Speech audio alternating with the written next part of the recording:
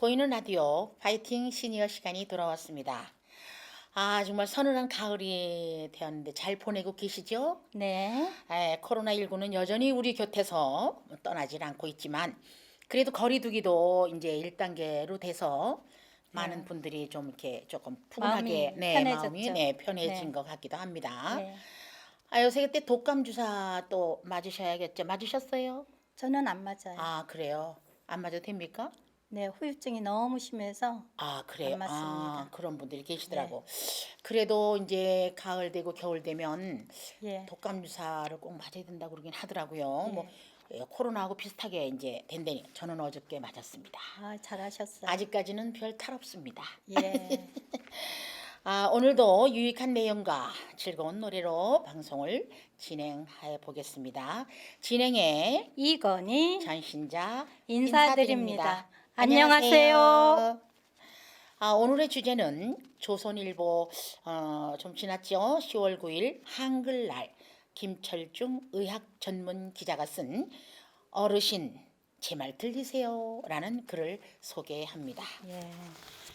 요즘 대화 목소리가 잘 알아듣질 못해서 예전보다 청력이 떨어진 거 아닌가 생각이 들어서 많은 분들이 이비인후과를 찾는 고령자들이 늘고 있다고 합니다. 그렇죠.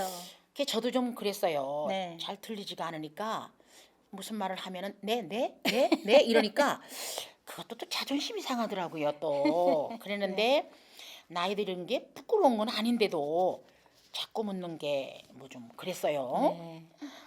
그런데 그게 네. 아니라니 반갑네요. 네. 청력 전문 이비인후과 의사들께서 상당수가 모든 사람들이 항상 쓰고 다니는 마스크 때문이라고 지적하시니 네. 다행이네요. 맞아요. 다행이에요. 마스크는 목소리 볼륨을 크게 줄여서 마치 소리 가림막을 하는 것 같다고 하십니다. 미국 뉴욕 시립대학교 청각학과에서 한 연구에 따르면요. 조용한 방에서 마스크를 착용하고 대화를 했을 때는 그렇지 않을 때보다 12데시벨 정도 소리 크기가 줄어든다고 하네요. 마스크를 쓰지 않았을 때의 일반적인 목소리가 40 내지 50 데시벨인데 마스크를 쓰면 그것이 마치 속삭이는 정도의 소리로 들리게 된다는 얘기가 되는 것이죠. 네, 그렇다네요. 그래서 코로나 시대에 고령자와 대화하려면요.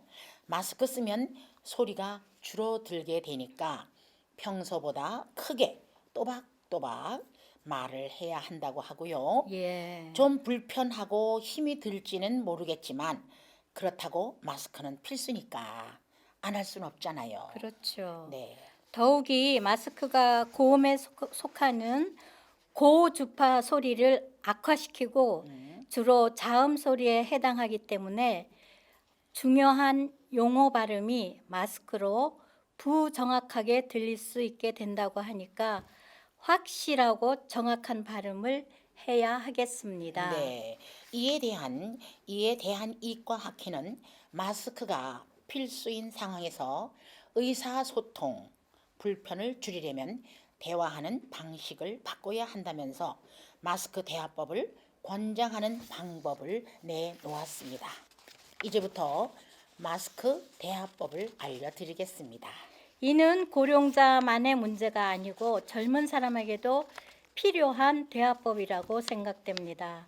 청력이 낮은 고령자에게는 평소보다 크게 말하고 고음 살리는 것이 좋다고 합니다. 천천히 자음을 또박또박 말하며 소리치기보다는요, 발음을 정확하게 하는 것이 좋겠고요.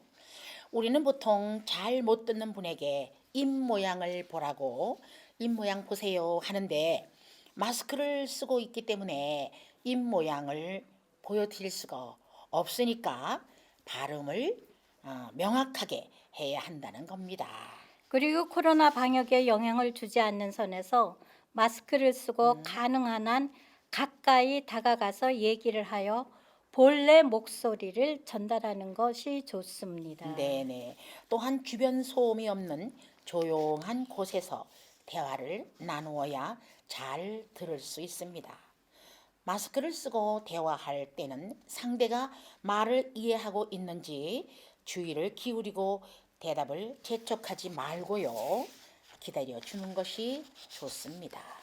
중요한 얘기를 할 경우는 상대가 잘 듣고 이해를 했는지 질문도 해보고 네. 스마트폰으로 글씨를 써서 확인하는 것도 좋습니다. 이런 것이 상대를 존중하는 좋은 모습이 될 수 있겠지요. 네. 그 길에 가다가 이렇게 저기 핸드폰이 온다든가 그러면은 소음 때문에 잘 안 들리잖아요. 그렇죠. 근데 뭐 요즘 마스크까지 하고 말을 하니까 근데 이제 오해하시는 분도 가끔 있더라고요. 안 들리세요? 이러면서 그럴 때는 조금 이해를 해주면 좋겠다는 생각이 듭니다. 고대 구로병원 교수 최성원 회장은 마스크가 의사소통에 불편을 주어 고령자에게 소외되거나 고립을 주는 도구가 되고 있다면서 당분간 누구나 마스크를 쓰고 대화를 해야 하기 때문에 마스크 대화법을 실천할 필요가 있다고 강조하십니다. 청각 인구의 15%인 약 800만 명 환자를 위한 배려도 필요하다고 말했습니다. 고령자와 서로 마스크를 쓰고 말하는 요령을 정리해 보면 첫째, 평소보다 크게 말하고 고음으로 대화하고 네, 가능한 한 가까이 말하고 원래 목소리로 하고요. 소리치기보다는 발음을 명확히 하고 네, 주변 소음이 없는 곳에서 대화를 하고요. 중요한 얘기를 할 때는 상대가 이해했는지 확인하기입니다. 네, 마스크만 잘 쓰고 다니셔야 코로나19를 피할 수 있다고 하는데요. 가끔 보면 답답해서 그러시겠지만 이 코를 이만큼 내놓으시고 마스크를 하고 계시는 분을 보게 됩니다. 그런 분은 정말 좀 보기에 안 좋고 그 하나만 하죠. 네, 매스컴에서도 답답한 건 마찬가지잖아요. 그리고 코를 내놓는다고 내놓고 다니면 효과가 없대요. 그렇죠. 마스크 쓸 필요가 없다네요. 예, 예. 그러니까 뭐 잘 아시겠지만 코까지 좀 가려주시고 철저하게 그렇게 해주시기 바랍니다. 답답해도 코까지 쓰셔야 하고요. 항상 얘기하는데도 거마손, 뭐 거리두기가 약간 좀 약해지긴 했지만 그래도 거리두기, 마스크 하기, 손 씻기를 꼭 지키셔서 건강 지키시기 바랍니다. 예, 그 TV에서 보니까 네. 그 마스크를 썼는데 요 입 주변을 저기 투명하게 해가지고 얘기하는 대화하는 모습이 나와서 예. 보면서 웃었는데 네. 그게 이제 입 모양을 보고 어, 이렇게 어. 알아듣기 쉽게 하려고 하는 거라고 그래요. 특히 그러게요. 청각 그 장애자들을 위해서 음. 그런 마스크가 있다고 합니다. 근데 그런 건 효과가 있나요? 있답니다. 예. 매일경제신문 10월 18일자 사면 뉴스인 일교차가 큰 가을에 식중독 조심이라는 기사를 소개합니다. 네. 나들이 음식은 꼭 아이스박스를 소개합니다. 네네. 단풍 구경 등 야외 활동이 많은 가을철에 도시락을 준비하거나 야외에서 음식을 보관 섭취할 때 식중독에 걸리지 않도록 각별히 주의해야 합니다. 18일 식품의약품안전처의 최근 5년간 계절별 식중독 발생 현황 자료에 따르면 9월에서 11월 가을철에 식중독에 걸린 환자는 평균 2,082명, 발생 건수는 89건에 달한답니다. 굉장하네요. 평균 환자 수를 놓고 보면요. 6월부터 8월 여름철에는 2,730명, 건수로는 108건이 가장 많았고 다음이 가을철이었다고 합니다.